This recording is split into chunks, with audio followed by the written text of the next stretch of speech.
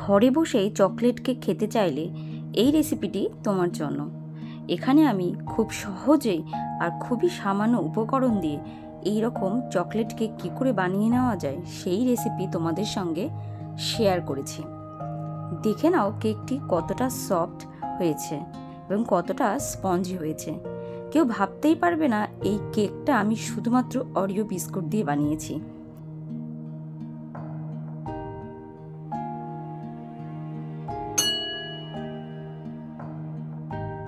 কেকটি বানানোর জন্য খুবই সামান্য উপাদানের প্রয়োজন হয়ে থাকে। এখানে আমি 2 প্যাকেট অরিও বিস্কুট নিয়ে নিয়েছি। এই বিস্কুটটার ক্রিমটা কিন্তু সাদা। অরিও বিস্কুটের ক্রিমটা আবার অনেক সময় ব্রাউন ক্রিমও পাওয়া যায়, সেটা তোমাদের ইচ্ছা মতো তোমরা করতে পারো। বিস্কুটগুলোকে প্রথমে আমি প্যাকেট থেকে বের করে একটি প্লেটে রেখে দিলাম। এবার বিস্কুটের ভেতরে যে ক্রিমগুলো থাকে সেই ক্রিমগুলোকে আমি আলাদা করে আলাদা পাত্রে রেখে দেবো। এই ক্রিমগুলো আমাদের ডেকোরেশনের জন্য কাজে লাগবে। এইভাবে একটি ছুরির সাহায্যে আমি সমস্ত বিস্কুটের ভেতর থেকে কেক যে ক্রিমগুলো আছে সেগুলোকে বের করে দিচ্ছি।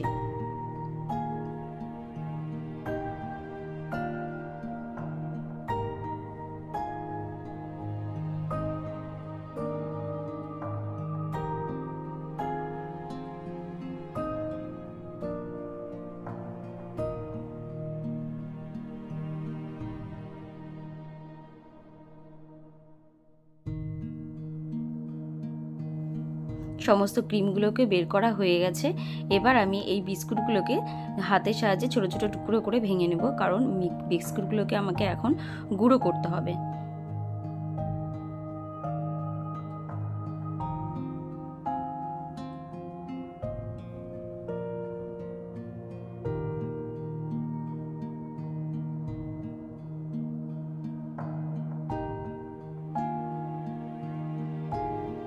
সমস্ত বিস্কুট হাত দিয়ে এভাবে ভেঙে নিয়েছি।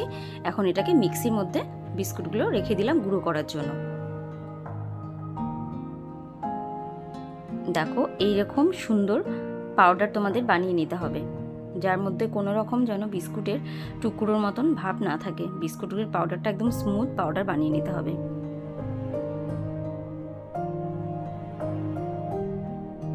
এবার আমি এর মধ্যে এক এক করে কিছু উপাদান দেব। যেমন চিনিটা, আমি 2 চামচ চিনি ইউজ করেছি। মিষ্টিটা একটু বেশি খাই বলে তাই। তোমরা চাইলে চিনি স্কিপও করতে পারো। আর একটু সাদা তেল দিয়ে দিচ্ছি, জাস্ট 2 চামচ মতো। তেলটা দিয়ে দিলে কেকের একটা টেক্সচার যেটা খুবই সুন্দর হয়।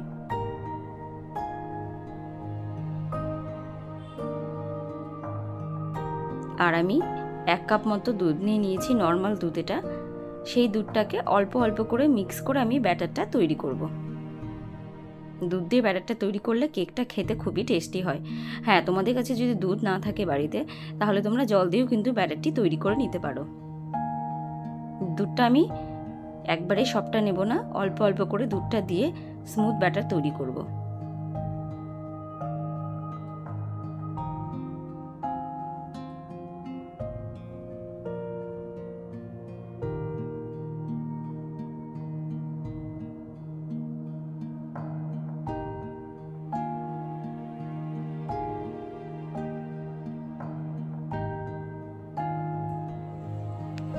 ঠিক এই রকম তোমাদের ব্যাটারটা বানিয়ে নিতে হবে। চামচ থেকে যখন পড়বে তখন একটা শেপ নিয়ে পড়বে, দেখতেই পাচ্ছ।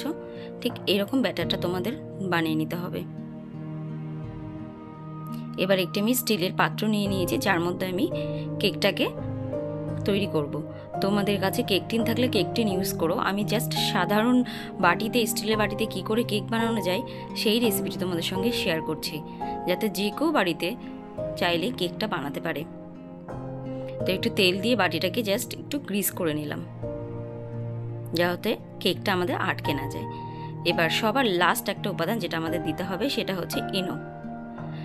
এই ইনোটা দিলে তোমার কেকটা খুব দারুণ বেশি স্পঞ্জি হবে। তোমরা যদি ইনো দিতে না চাও, তার বদলে বেকিং পাউডারও তোমরা ইউজ করতে পারো।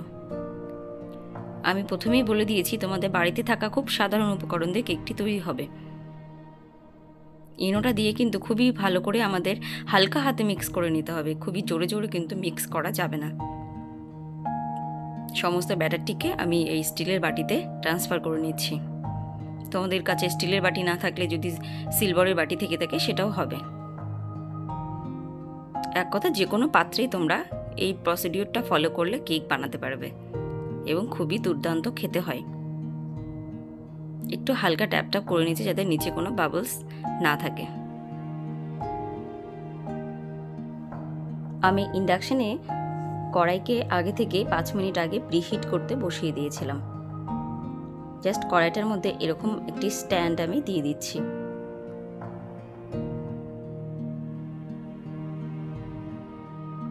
দিয়ে আমি কেকের বাটিটাকে বসিয়ে দিলাম। এবার ঢাকনা লাগিয়ে দিচ্ছি। এবার লো ফ্লেমে 25 থেকে 30 মিনিট পর্যন্ত কুক করতে হবে। তোমরা যদি গ্যাসে করে থাকো আঁচটা কিন্তু লোতে রাখতে হবে, এই জন্য আমি লো ফ্লেম কথাটি ইউজ করেছি। এবার আমি ওই ক্রিমগুলোকে দিয়ে একটি সুন্দর স্মুথ পেস্ট বানিয়ে নেব। তাই জন্য আমি অল্প অল্প করে একটু একটু করে দুধ ইউজ করছি।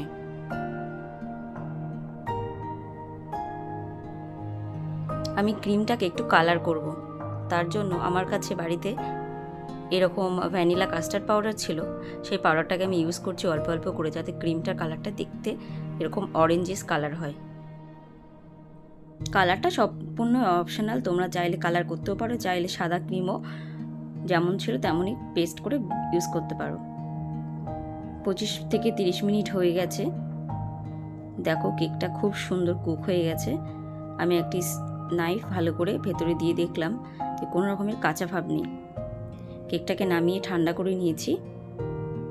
এবার কেকের যে ধারগুলোকে ভালো করে ছুরির সাহায্যে এইরকম করে একটু কেটে নিতে হবে, যাতে ধারগুলো লেগে না থাকে এবং কেকটি খুব সহজেই ডিমোল্ড হয়ে যায়।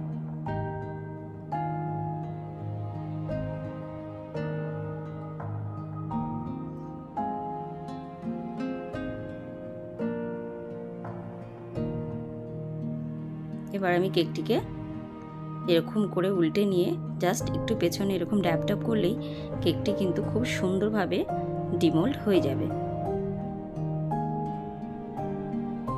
দেখো কি সুন্দর চকলেট কেক তৈরি হয়েছে, কোনো রকমের বাটার পেপার ছাড়াই। স্টিলের বাটিতেও এত সুন্দর চকলেট কেক তৈরি করা যায়।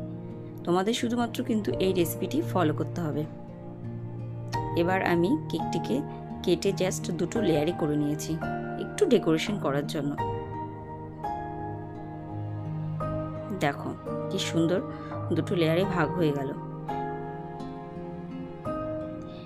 এবার আমি যে স্মুথ পেস্টটা তৈরি করে রেখেছি সেটা দিয়ে একটু জাস্ট ভিতরে লেয়ারটাকে ডেকোরেশন করে নেব।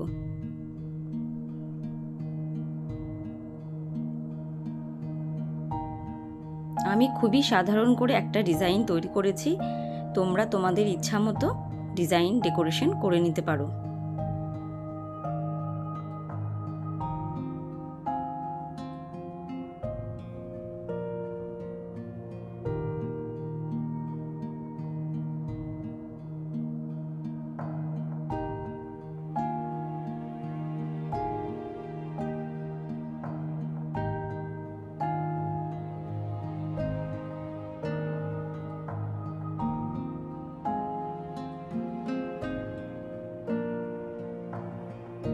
ওপরটাকেও ঠিক এইভাবে একটু ডেকোরেশন করে নিয়েছি, দেখতে যাতে লুকটা খুব ভালো দেয় তাই।